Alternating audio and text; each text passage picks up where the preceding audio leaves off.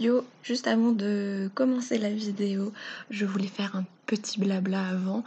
Alors oui, on est déjà fin septembre et je sors une vidéo de mes vacances d'août après tout le monde. Mais écoute, c'est la rentrée, ça fait du bien de re-regarder ces photos de vacances. Donc voilà, je vais du coup poster ce vlog de mes vacances d'août en 2 parties parce que sinon on en a pour 300 heures. Et je vais essayer de publier la deuxième partie dans la semaine, mais c'est pas sûr. Voilà, c'était juste pour faire un petit blabla avant, je te laisse avec la vidéo. Hello, aujourd'hui je te retrouve pour un petit vlog au Québec. En vrai là je suis déjà à la moitié de mon voyage, tu verras aussi que j'ai du mal à savoir où je dois regarder parce que je filme avec mon téléphone en selfie là parce que c'est plus simple pour moi là tout de suite.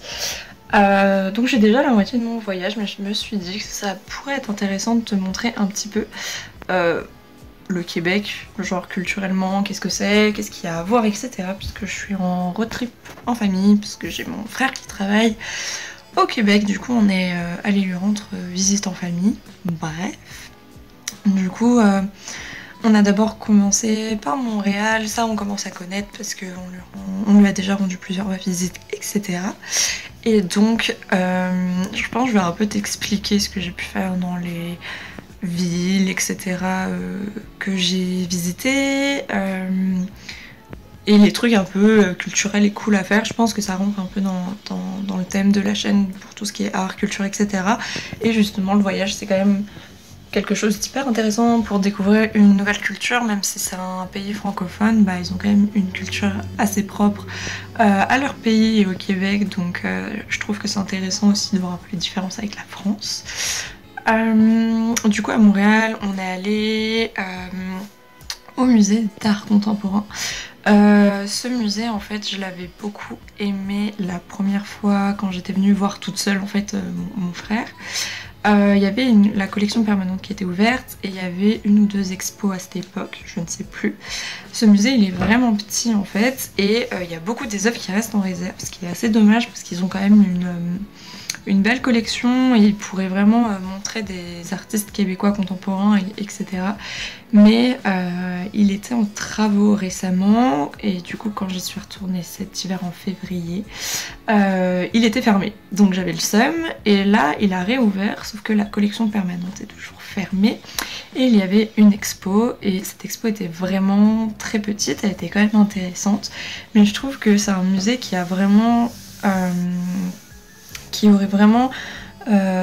comment expliquer ça c'est un musée qui a vraiment beaucoup de potentiel, mais je sais pas pourquoi ça prend autant de temps, je suis pas dans l'administration du musée, tu vois, et je sais que de toute façon, réorganiser des collections permanentes, etc., ça prend énormément de temps. Mais du coup, là, il y avait vraiment juste une toute petite expo. Les prix d'entrée avaient un peu baissé, mais les entrées restent quand même assez chères. On va pas se le cacher. Donc bon, j'ai trouvé ça un petit peu dommage. Par contre, ce qui était cool, c'est au niveau de la scénographie, c'est pas forcément pareil que ce qu'on va avoir en France. Notamment là, en fait, à la fin de l'exposition, tu avais à ta disposition des ouvrages qui étaient en lien avec des thèmes abordés par l'exposition. Je vais pas en dire plus parce que je pense que je vais en parler dans un bilan culturel. Donc tu avais des bouquins par rapport à l'artiste qui était présenté, au sujet qu'elle abordait dans ses œuvres et certains sujets aussi qu'elle a pu dénoncer dans ses œuvres. Et il y avait aussi la playlist de l'artiste qui était disponible, donc tu pouvais y voir des titres qui ont pu l'inspirer dans son art, mais aussi des musiques qu'elle a pu utiliser dans ses œuvres, puisqu'elle a fait des performances notamment. Donc ça c'était plutôt cool. Après Montréal, j'ai pas grand chose à dire parce que ça fait... ça commence à faire... Enfin, je suis déjà venue plusieurs fois, etc. Donc j'ai pas vraiment été surprise ou quoi que ce soit.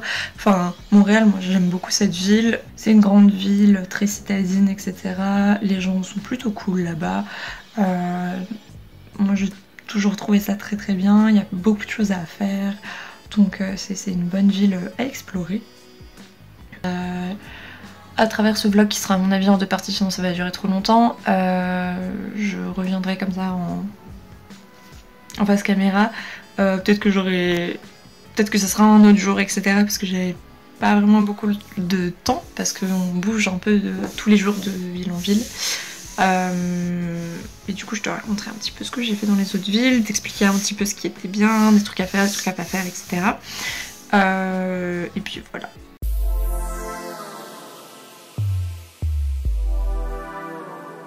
Du coup ensuite en chemin, on s'est arrêté aux chutes de Montmorency sur notre chemin entre Montréal et la baie de Saint-Paul.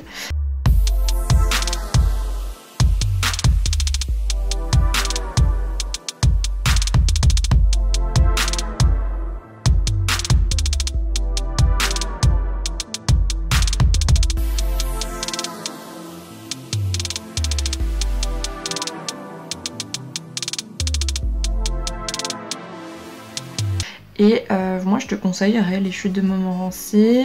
Si t'es courageux, tu peux monter les escaliers pour accéder à la chute.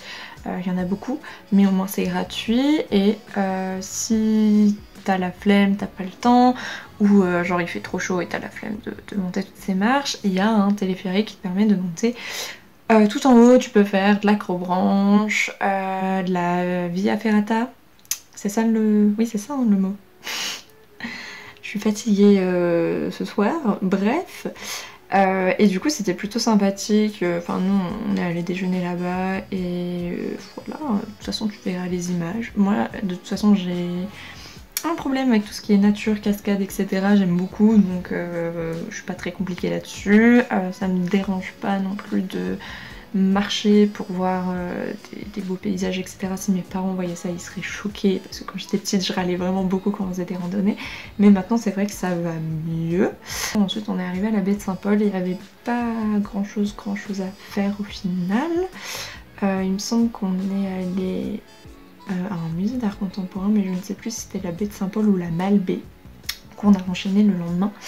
Mais en tout cas, ce musée d'art contemporain, j'en parlerai dans mon bilan culturel aussi, parce qu'il était, il était vraiment bien, il était mieux que celui de Montréal, ce qui est quand même un comble.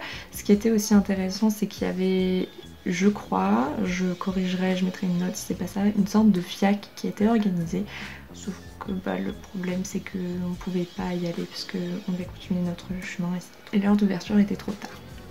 Si je regarde là sur le côté, c'est parce que j'ai mes notes, parce que je me souviens plus de toutes les étapes qu'on a faites, étant donné qu'on change de ville assez souvent.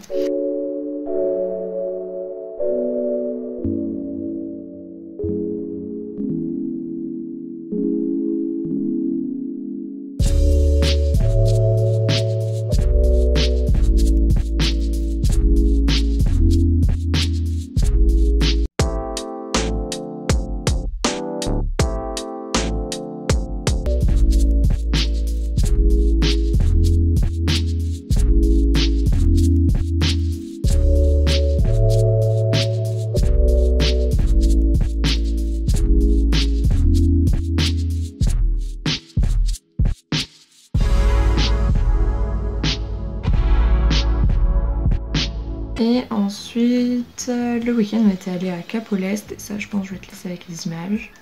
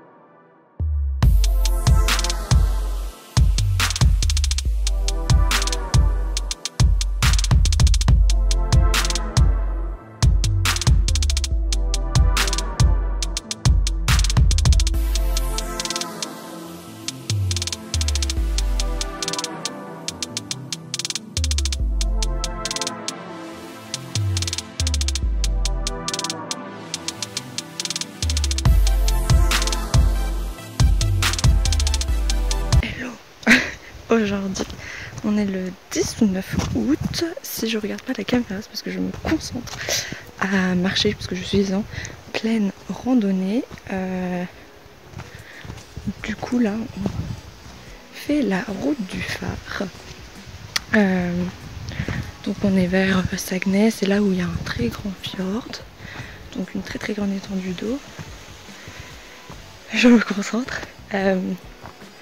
Mes parents sont loin derrière, du coup je les attends en faisant ça. Donc c'est plutôt sympa comme tu peux le voir. J'essaie de regarder, je sais plus où je dois regarder, là je crois, bref. Donc je les attends, c'est plutôt sympathique, mais on a un peu du mauvais temps. Mais le paysage reste quand même très beau. Donc du coup ici ce qu'on va faire, c'est un petit peu se reposer parce que on bouge de ville un peu tous les jours et du coup bah, c'est un peu fatigant au bout d'un moment. Donc on va un peu se reposer ce week-end, il y a le vent. Et voilà, et après on va aller aux Escoumins et lundi on prend un bateau pour aller de l'autre côté en voiture, bref. Du coup là ça va pas être palpitant et c'est un peu un endroit vide, il n'y a pas grand chose autour à part du coup où on est, c'est un peu là où il y a tout. Voilà, il n'y a pas de supérette dans le coin où il faut faire des kilomètres, etc. Donc on est un peu paumé. Donc on va en profiter pour se reposer tranquillement et reprendre notre chemin. Il nous reste encore plus d'une semaine, je crois, de voyage. Donc c'est plutôt cool. Voilà, je sais toujours pas de quel côté regarder.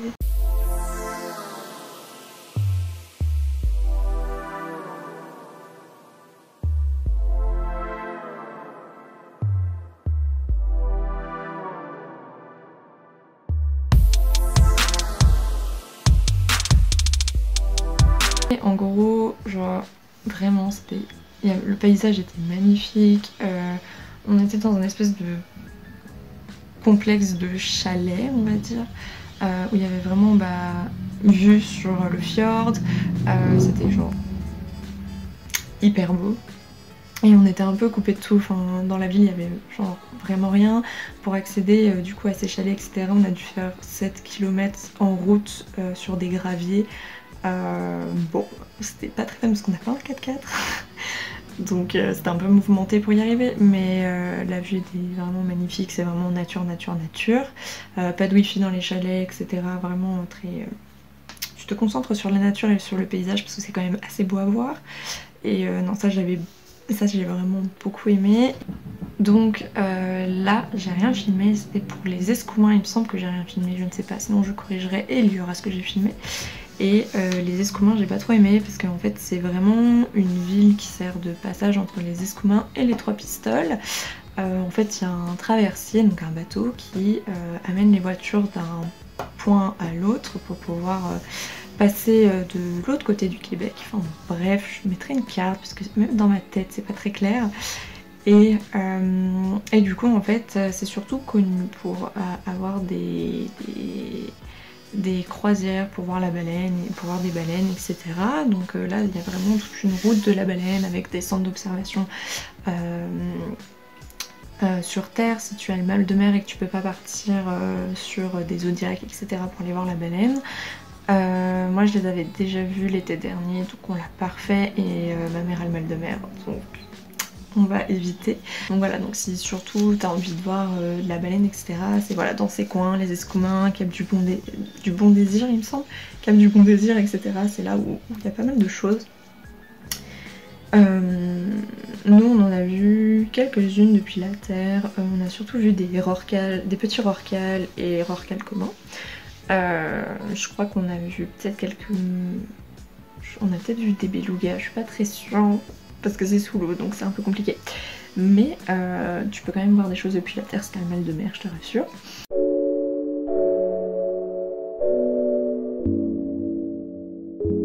Donc ouais voilà, hier on était à Amqui. C'est pareil, il n'y a pas vraiment grand chose à faire. Et voilà, du coup le matin on avait pris voilà, le traversier pour aller à Amqui justement, enfin pour aller aux Trois Pistoles et depuis les Trois Pistoles aller à Amqui. Du coup bah, je crois qu'on n'a rien fait ce jour-là et il n'y a pas grand chose à faire en fait dans le coin. Si j'ai filmé des trucs je le remettrai, mais je crois que j'ai rien, je crois qu'on n'a rien trop fait à part de la route quoi, en soi, parce que bah fallait y arriver. Et ensuite là voilà, on est en Gaspésie, donc grossièrement ça ressemble un peu à la Bretagne, mais version Québec.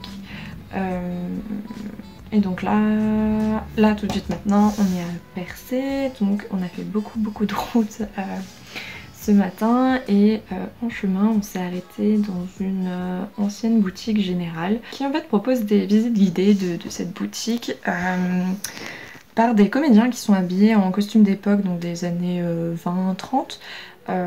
Et c'est assez intéressant, c'est assez drôle à faire. Les comédiens vont oh là là, vont réagir avec toi, vont interagir, vont avoir des interactions avec toi. Donc du coup ouais, visiter cette boutique c'est assez cool, surtout que en fait c'est les enfants, enfin c'est la famille quoi qui a gardé un petit peu cette boutique qui en fait a été un magasin général quand même jusqu'à très longtemps. Et ça te permet un petit peu de voir la vie dans ces années-là au Québec, pendant quand même une période assez noire, puisque les années 30, toi-même tu sais, il y a eu un petit peu la crise, du coup c'était pas forcément la vie ultra facile, etc. Et du coup c'est assez intéressant, les comédiens vont avoir des interactions avec toi. Par exemple, j'ai appris que j'aurais été une bonne et que j'aurais donné la moitié de mon salaire à ma mère, par exemple. Bref, c'est des moments très marrants, voilà. T'apprends pas mal aussi un peu sur la région, sur ce qui se passait à cette époque. C'est très bon enfant, ça dure 1h30 et c'est vraiment assez intéressant. Puis en fait toute la boutique, de toute façon il y aura des photos. J'ai pas filmé parce qu'il y avait des gens, donc voilà. Mais en gros tu vois un peu bah, les produits qui se vendaient à l'époque, genre du dentifrice Colgate, les chapeaux qui vendaient à l'époque. Il y avait aussi des surbottes qui mettaient bah, quand il pleuvait, quand il y avait de la neige, parce qu'au Québec, l'hiver, voilà, c'est pas le fun. Un petit peu, voilà, ce qu'on pouvait acheter à l'époque, pour quelle occasion, etc. Il y avait aussi tout un post sur... il y avait aussi toute une explication sur les médicaments, etc. Et je peux te dire, on a vraiment de la chance d'être aujourd'hui. On nous a expliqué voilà un peu les pêcheurs, les trucs comme ça à l'époque. Certains acteurs peuvent avoir un accent très fort, donc si t'es pas forcément habitué à l'accent québécois, ça peut peut-être un peu te dérouter si tu prévois d'aller au Québec, de venir là. Mais je trouve c'est vraiment très drôle. Enfin il y a des sketchs en fait, genre globalement. C'est très bien mis en scène, etc. Et ça, je te conseille vraiment. Enfin, moi, de toute façon, les musées un peu Period Room ou qui te mettent vraiment dans l'ambiance d'une époque, moi, c'est des trucs que j'aime beaucoup. Je trouve que c'est... l'explication est plus claire quand c'est comme ça que juste sur un panneau écrit. Et tu dois t'imaginer cette époque, ça peut être intéressant aussi, si je dis pas le contraire. Mais quand t'as des personnes qui interprètent cette époque, etc., je trouve que tu comprends plus vite, même pour les enfants, c'est plus facile à comprendre. Enfin, voilà. Du coup, demain, donc là on est à Percé. Donc à Percé, il y a le rocher Percé, du coup. Et donc ça, on va le faire demain matin. Et demain, du coup, on va à Gaspé, qui est un peu plus au nord. D'ailleurs je pensais qu'il ferait genre hyper chaud, etc. Il fait 14 degrés et je me l'écaille un petit peu ici. Mais bon, ça fait du bien de retrouver le frais après toutes les canicules qu'il y a eu dans la région parisienne, etc. Du coup voilà, c'est tout pour ce soir. Je te retrouverai... qu'est-ce que je fais avec mes mains? Je te retrouverai pour les prochaines étapes.